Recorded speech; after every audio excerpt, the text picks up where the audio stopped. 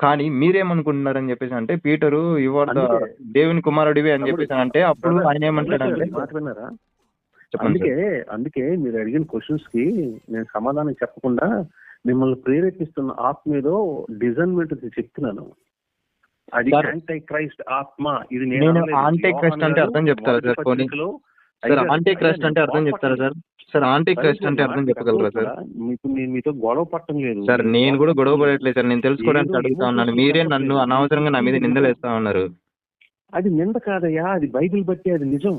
Sir మీరు నేనేమంటున్నాను, మీరు మీరు దేవుని మీ నమ్ముకొని జ్ఞానంతో నా అజ్ఞానాన్ని తొలగించండి సార్. అది మీ బాధ్యత. మీరు మరి అదే కదా పాస్టర్ గా మీ చెప్తున్నాను. బాధ్యత ఇది ఏంటంటే పరలోకం నుండి అజ్ఞానులకి తండ్రి ఇప్పుడు బయలుపరచు. ఏముంది సార్, జ్ఞానులకి అందుకే జ్ఞానాన్ని నేను బోధిస్తున్నాము అని చెప్పేసి తమ్ముడు పౌలు చెప్తాడా లేదా? ఇగో జ్ఞానులకి తమ్- జ్ఞానం బోధిస్తా ఉన్నారు అని చెప్పేసి అని ఉంటుంది కదా.